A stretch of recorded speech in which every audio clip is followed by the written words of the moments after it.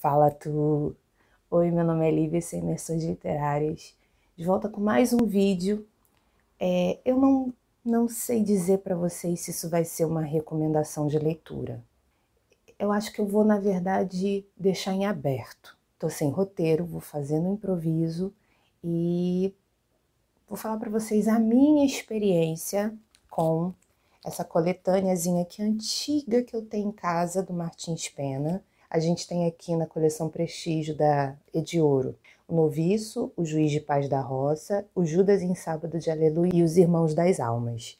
Até eu marquei bastante aqui com as flagzinhas algumas passagens que achei interessante, mas eu vou deixar por conta de vocês se essa indicação vai ser legal ou não. Então, se você quiser saber o que eu achei dessa coletânea do Martins Pena pela editora Ediouro, puxa teu banco e bora papear.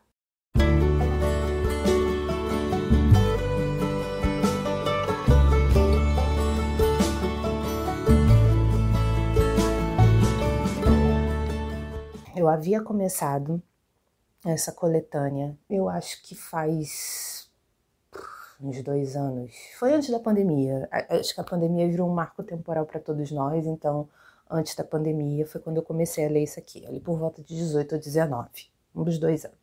E comecei, né, óbvio, pelo começo, comecei pelo Noviço e tal, mas em determinado momento eu parei. Eu abandonei a leitura e deixei encostada ali na minha pilha de livros em andamento, que ficou esses 2 anos praticamente sem andar, e agora que ele tá voltando a se mexer, né? A fila tá voltando a se mexer. E aí ontem eu resolvi terminar, mas aí, como já tinha muito tempo que eu tinha me esquecido da história do Noviço, eu voltei. Como são muito fininhos, tá vendo? O livro é bem fininho, ou seja, é um texto dramático, gente, é um roteiro, né? Uma peça teatral. E eu preferi ler tudo de uma vez, acabei ontem mesmo fazendo pausas. E isso para mim já é um sintoma, por isso que eu tô falando para vocês que eu não vou deixar aqui que é uma indicação ou não, vou deixar em aberto. Isso para mim já é um sintoma que não me pegou. Texto do Martins Pena, óbvio. Quem sou eu para criticar Martins Pena? Mas a minha experiência de leitura não foi tão prazerosa assim. As peças, né? O texto é dramático, as peças são até ágeis, rápidas e lá. Mas por algum motivo não fez sentido para mim. Eu não sei se é por conta de ter sido datado, né? Porque, enfim, Martins Pena até tem um resuminho aqui no início do livro, contextualizando quem foi Martins Pena. Luiz Carlos Martins Pena nasceu em 1815 no Rio de Janeiro, onde passou a maior parte de sua vida. Estudante da Academia de Belas Artes, dedicou-se à atividade literária, tendo publicado folhetins no Jornal do Comércio, que era o maior jornal de circulação do século XIX, né? O cara não começou baixo. Considerado por muitos críticos o Molière brasileiro, foi entre nós o fundador do teatro de costumes, onde a sátira tem como personagem a sociedade brasileira de então, suas convenções ultrapassadas, hipocrisias e corrupções. Creio eu que o meu desgosto pelo ler, talvez as peças, talvez se eu for atrás de outros textos do próprio Martins Pena eu vá gostar mais, possível. Eu não vou fechar a porta, sabe? Detestei. Não vou fechar a porta. Aliás, eu acho que a gente não tem que fechar a porta para nada. Se for possível a gente dar segundas oportunidades para livros, muito que bem. A não ser que realmente a coisa não tenha, você tenha ficado com ranço. Aí cada um sabe se. Mas eu acho que há datados e datados. O que eu aprendi na época de faculdade, depois estudando para dar aula e sobre o teatro de costumes do século XIX, que ele se mescla, né? Ele é a parte, mas ele, dentro do período de produção do próprio Martins Pena, quem fez teatro depois, vai abarcar os períodos entre o romantismo e o realismo naturalismo. É como se fosse, mal comparando, e me perdoem os professores de literatura, provavelmente estejam assistindo esse vídeo, é como se fosse, para o texto teatral, a mistura do romance urbano com o realismo machadiano, porém colocando o humor como base para tudo aquilo ali, tá? No caldeirão de misturas que eu vejo, é dessa forma. São micro sitcoms. A gente super tem como adaptar isso daqui, por exemplo, para uma série. O próprio texto aqui vai falar que O Noviço já foi adaptado para televisão. Mas eu não sei explicar. Eu quis trazer para vocês esse livro, porque muita gente vai dizer, Lívia, pelo amor de Deus, Martins Pena.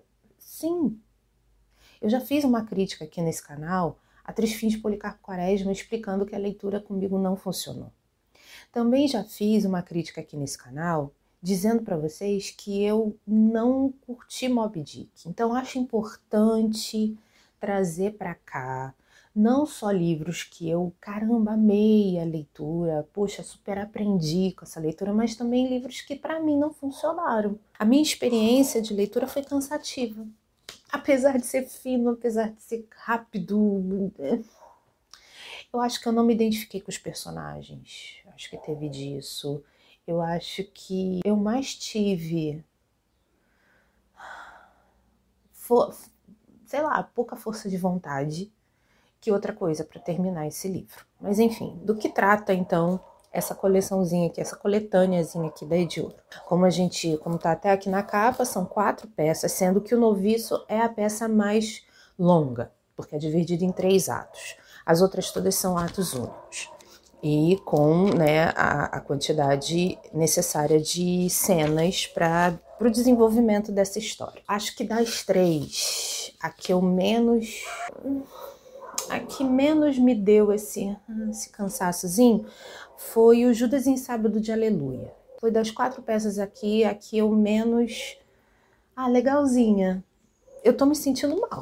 Eu posso falar pra vocês que eu tô me sentindo mal fazendo essa crítica, que não é bem crítica, é contando pra vocês como eu tô me sentindo em relação a essa leitura, sabe? Eu tô me sentindo bem mal. Mas, eu tenho então aqui O Noviço, uma comédia de 3 atos, com alguns personagens.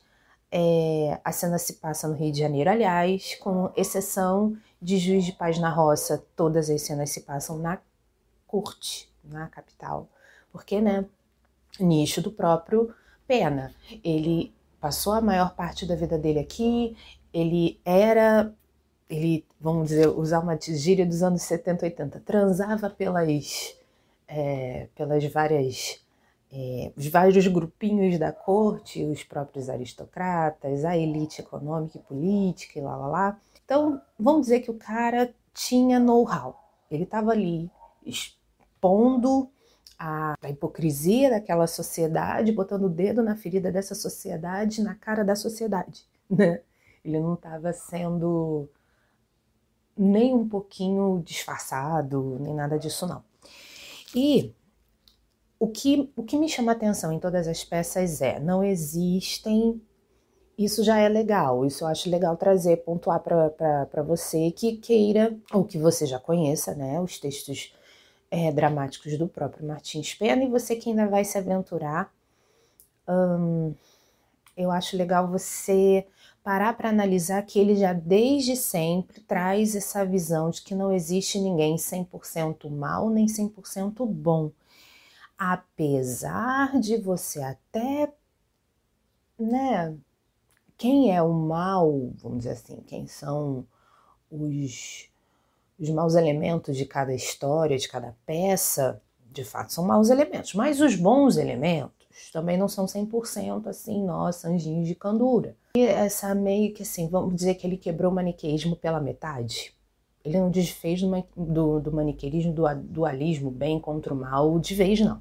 Mas essa lasca no maniqueísmo já era uma inovação para a época, porque lembra, a gente vinha de um movimento literário como o romantismo, inclusive nos seus romances de costume, romances urbanos principalmente, em que essa dualidade ainda era muito presente. Quem era mal de verdade, quem era bom, a mocinha sofredora, sofria a história inteira para poder terminar com o mocinho, com o seu amado. Então, assim, a gente tem um texto que já mostra que não é tudo, né? Tem muitos tons de cinza, né? Aqui no Noviço, eu vou destacar o personagem ou os personagens, a depender do texto, que eu mais gostei. Com quem eu menos tive esse...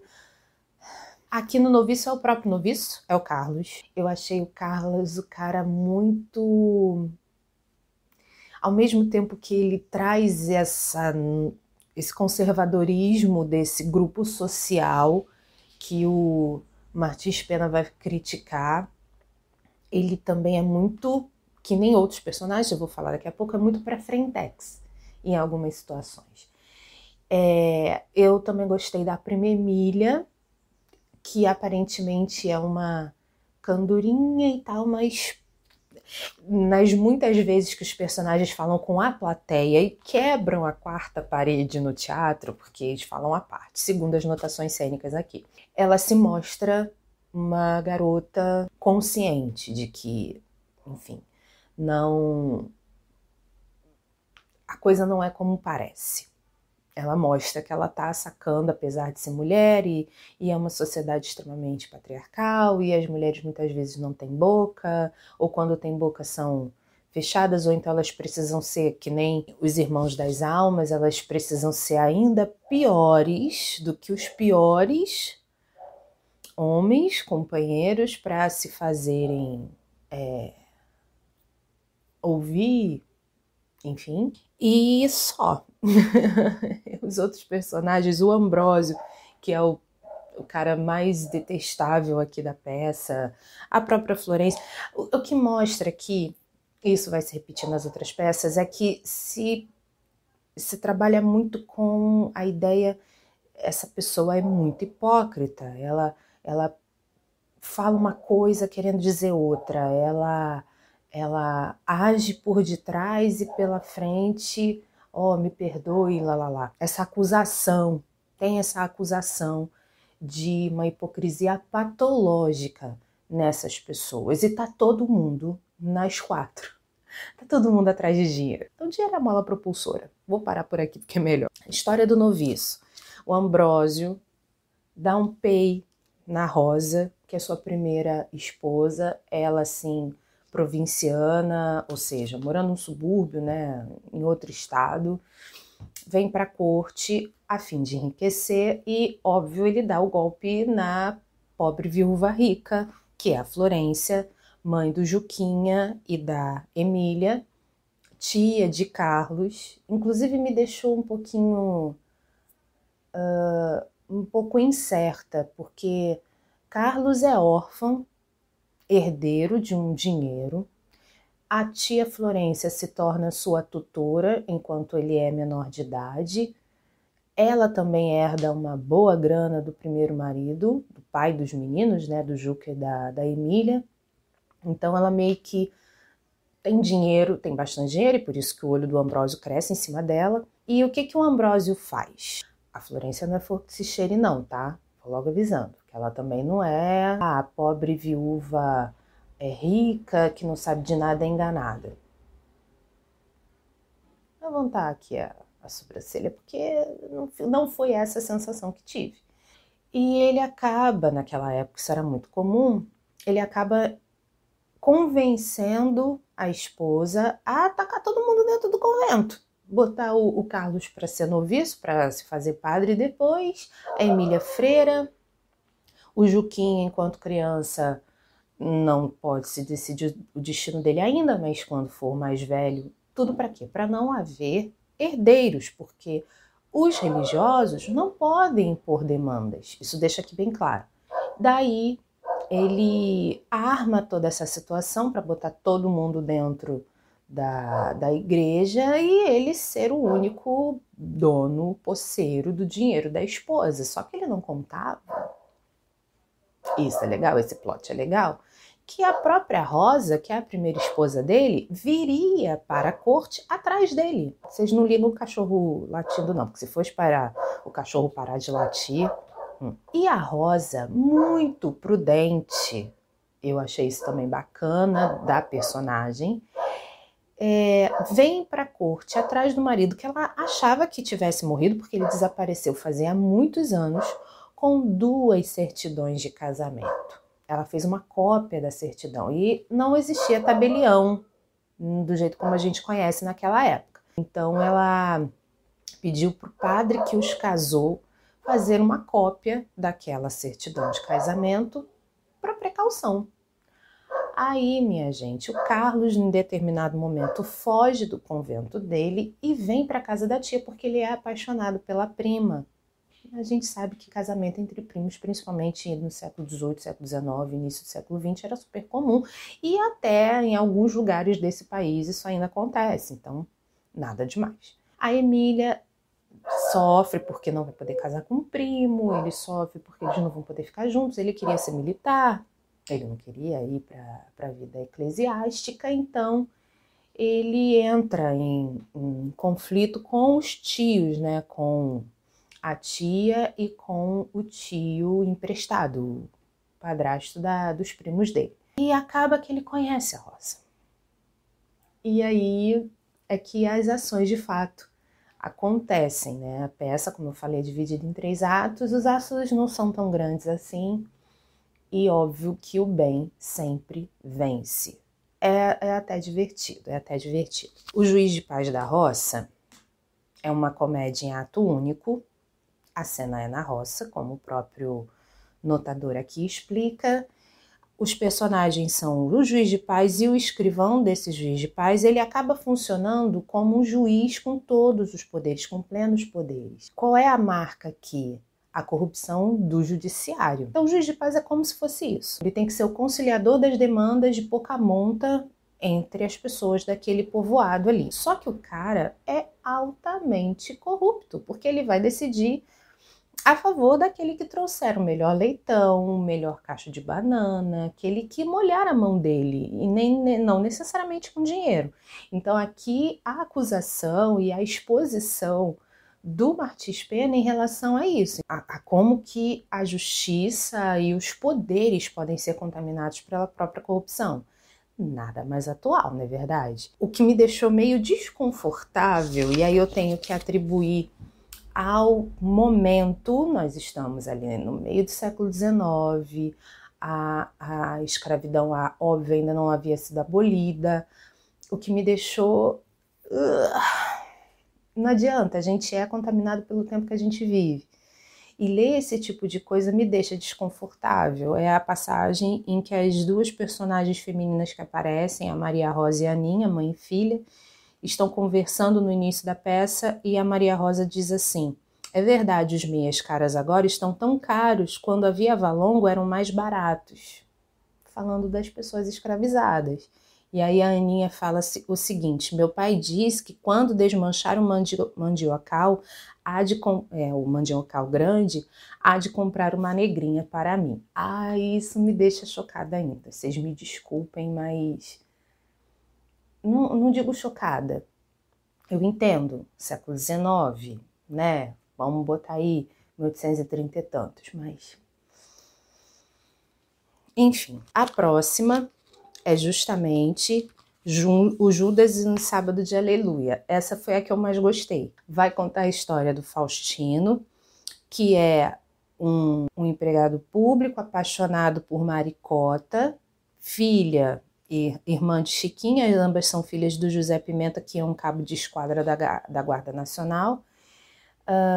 A Maricota é uma garota meio à frente do seu tempo, meio quebrando padrões para a época, mas ela pelo menos é isso que nos deixa transparecer, ela não tem muito caráter, não. A própria Chiquinha, que é a irmã dela, que é mais, vamos dizer assim, recatada, diz que não adianta ela ficar ali na janela acenando para todo mundo, namorando todo mundo, que uma hora ela vai ser dada como essa daí não é para casar. Esses costumes, né? E a Maricota tem uma passagem aqui que ela fala: não, mas se eu fosse deixar para plantar uma única forma de colheita aqui, eu só ia ganhar uma coisa. O negócio é se espalhar assim, tentar todo mundo aqui só visa dinheiro, todo mundo, as mulheres só visam um casamento que lhes dê felicidade, paz, harmonia, sabe? Aí o Faustino acaba entrando numa espécie de conflito pelo amor da Maricota com o Ambrósio, que é o capitão da Guarda Nacional, ou seja, o superior do próprio José Pimenta. Há uma reviravolta nessa história. Eu não vou contar para vocês porque que é o Judas no sábado de Aleluia. Não vou dar esse spoiler, senão vou acabar dando todo o âmago de como as coisas vão acontecendo. Mas acontece um plot em que o Faustino acaba descobrindo que quem o ama de verdade é a Chiquinha e não a Maricota. Quando se descobre isso, aí a coisa vira. E os sem caráter são punidos. Essa foi a que eu mais achei legal. E a última é Os Irmãos das Almas. Irmãos das Almas, pelo que eu entendi, eu não fiz pesquisa. Não procurei fazer pesquisa. Mas pelo que eu entendi aqui, são pessoas que vão pedir esmolas, vão pedir dinheiro por aí, bater nas casas, pedir mantimento e tal, em favor dos santos, das pessoas que faleceram principalmente em época de finados. Nós temos aqui a Mariana, que é a mãe da Eufrásia. Elas moram com o Jorge, que é o marido da Eufrásia, e a cunhada, né, a Luísa, que é a irmã do Jorge. A Luísa não casou, os pais de Luísa morreram, e aí ela tem que ficar com o irmão. Esse irmão tá morando junto com a sogra, e a vida do Jorge é um inferno. Essa daqui talvez tenha sido a que eu menos gostei. Porque as personagens femininas são aquelas que eu falei que elas têm de ser piores para se fazer ouvir. Só que aí elas vão de um extremo a outro. São personagens péssimas. Eu acabei torcendo pelo Jorge, pela vingança. Juro. Elas são horríveis, elas são completamente sem qualquer traço de empatia. Elas maltratam a Luísa muito. Ai, eu fiquei irritada. A gente tem o Felisberto, que é o primo de Eufrásia, que é um bom vivan, aqui no Rio seria chamado de vagabundo, e um mexeriqueiro. Um mexeriqueiro que não gosta do Jorge também, vive enfurnado na casa da tia. A gente tem o Souza, que é um dos irmãos das almas e é amigo da dona Mariana, que também não gosta do Jorge. E a gente tem o Tibúrcio, que no primeiro momento é considerado um cara muito do mal, mas ele é apaixonado pela Luísa. A Luísa também o ama e ela queria muito poder ficar com ele, mas por uma situação ela prefere rejeitá-lo, mas depois a coisa se ajeita. Também não posso contar o que está acontecendo, mas depois a coisa se ajeita. Minha experiência de leitura com o texto do Martins Pena é meio uma incógnita. O texto não é ruim, as ações acontecem de forma bastante clara, mas eu me cansei. Vai entender. Então, eu não vou recomendar porque não gostei, mas eu vou deixar em aberto para que você vá atrás. Óbvio, já está em domínio público, é só ir lá procurar, para que você vá atrás e você diga para mim nos comentários, depois de ler, volta nesse vídeo, o que você achou. Pode me chamar de doida, pode me chamar de você não entende nada. Eu vou aceitar todas essas críticas, porque muito provavelmente elas sejam verdade. Agora, como esse canal aqui é sobre imersões literárias, aqui eu me senti imergindo numa piscina rasa. Desculpa, gente. Eu vou ficando por aqui, agradecendo a sua paciência de ter me assistido até agora. Eu nunca peço isso, mas eu acho que eu vou passar a pedir também. Se você gostou, dá um like pra gente ver que você tá curtindo o trabalho que a gente tá fazendo. Que na verdade não é um trabalho, é um, vamos dizer assim, um hobby que a gente tá levando a sério. E se você ainda não é inscrito no canal, se inscreve, ativa as notificações para toda vez que eu subir um vídeo novo você ficar sabendo. Logo de antemão, eu espero que o YouTube faça o favor de te avisar. Eu vou ficando por aqui, espero voltar em breve com mais uma história bacana para te contar. Um beijo. Tchau.